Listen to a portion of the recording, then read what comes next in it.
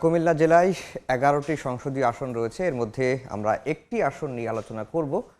কুমিল্লা ৬ আসনটা নিয়ে আলোচনা করব। এই আসনে একটু নানা রকম সমীকরণ রয়েছে, কারণ এই আসনে বিএনপির ২ জন হেভিওয়েট প্রার্থী রয়েছেন এবং একজন বিএনপি থেকে মনোনীত হয়েছেন এবং আরেকজন স্বতন্ত্র নির্বাচন করছেন। আগে শুরুতে যেটি জানাতে চাই যে এই আসনটি মূলত সিটি কর্পোরেশন এবং যে উপজেলা সেই উপজেলাটি নিয়েই গঠিত হয়েছে এবং সিটি কর্পোরেশন নিয়ে এই উপজেলাটি বা এই আসনটি গঠিত হয়েছে এবং এই আসনে যে মোট ভোটার যারা রয়েছেন, আমরা যদি বলি মোট ভোটার ৬,৩১,৬৭৫ জন। এর মধ্যে পুরুষ ভোটার রয়েছেন ৩,১৭,৮৪৫ জন, আর নারী ভোটার রয়েছেন ৩,১৩,৮২৩ জন। তৃতীয় লিঙ্গের ভোটার রয়েছেন ৭ জন এবং এই আসনে মোট কেন্দ্র রয়েছে ১৯৪টি। এই আসনে প্রার্থী যারা করছেন বা এই আসনে নির্বাচনে যারা লড়ছেন তাদের যদি একটু পরিচয় করে দিই, যে আসনে প্রার্থী হয়েছেন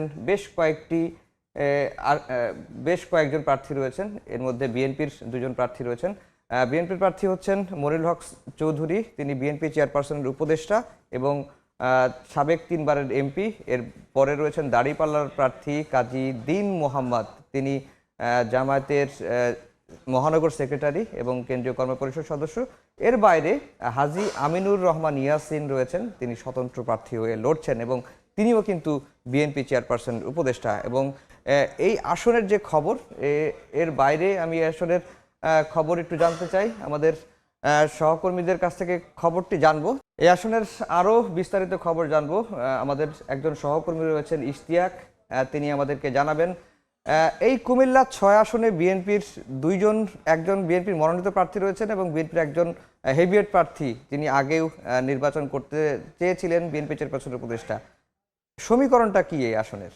তফসিল ঘোষণার পর থেকে কুমিল্লা যে ১১টি সংসদ আসন রয়েছে, সেখানে যে প্রার্থীরা রয়েছে তারা কিন্তু ইতিমধ্যে তারা নির্বাচনের প্রচার প্রচার শুরু করেছেন এবং তারা বিশেষ করে তাদের যে ভোটারদের কাছে যাচ্ছেন, তাদের প্রতিশ্রুতি তারা ব্যক্ত করছেন। অপরদিকে যারা ভোটার রয়েছে তারা তাদের প্রত্যাশার কথাগুলো কিন্তু প্রার্থীদের কাছে বলছেন। কুমিল্লা যে ১১টি সংসদীয় আসন রয়েছে তার মধ্যে কুমিল্লা যে অর্থাৎ সদর যে আসনটি রয়েছে সেটি কিন্তু মারাত্মক খুবই একটা গ্রহণযোগ্য আসন এবং সেটা কিন্তু গুরুত্বপূর্ণ একটা আসন। কারণ রয়েছে, যদি বলতে চাই যে কুমিল্লা যে ৬ আসনে রয়েছে সেটি কিন্তু কুমিল্লা সিটি কর্পোরেশন, কুমিল্লা সদর উপজেলা এবং কুমিল্লা ক্যান্টনমেন্ট নিয়ে গঠিত ছিল। তবে কিছুদিন আগে যে নির্বাচনী সীমানা সম্প্রসারণ করার ফলে কুমিল্লা সদর দক্ষিণ যে উপজেলাটি সেটি কিন্তু কুমিল্লা সদর আসনে যুক্ত হয়। এতে করে যে ভোটের সমীকরণ এবং ভোটের যে অঙ্ক সেটি কিন্তু পরিবর্তন হয় এবং বিশেষ করে যারা প্রার্থীরা রয়েছে তারা কিন্তু হিসেব নতুন ভাবে করছে। বিশেষ করে কুমিল্লার যে ৬ আসন সেটা কিন্তু কুমিল্লার যিনি সাবেক দক্ষিণ জেলা বিএনপির আহ্বায়ক ছিলেন এবং যিনি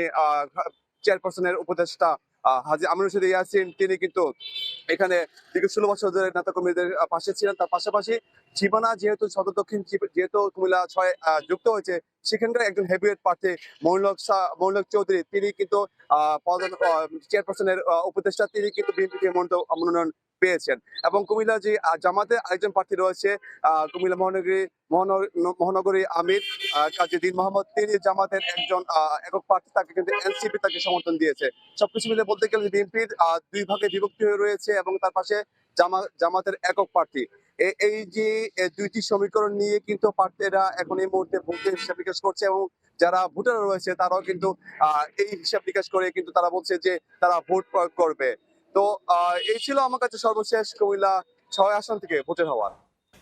ইশতিয়াক, আপনাকে অসংখ্য ধন্যবাদ। ইশতিয়াক জানাচ্ছিলেন কুমিল্লা ৬ আসনের নির্বাচনের খবর। এই আসনে বিএনপির একজন মনোনীত প্রার্থী রয়েছেন, এর বাইরে বিএনপির রাজনীতি করেন বিএনপি চেয়ারপারসনের উপদেষ্টা, তিনিও স্বতন্ত্র দাঁড়িয়েছেন। এর বাইরে জামাতের একজন প্রার্থী রয়েছেন, এর বাইরেও ইসলামী আন্দোলন, এবি পার্টি, জেএসডি সহ আরও বেশ কয়েকটি দলের প্রার্থী রয়েছেন।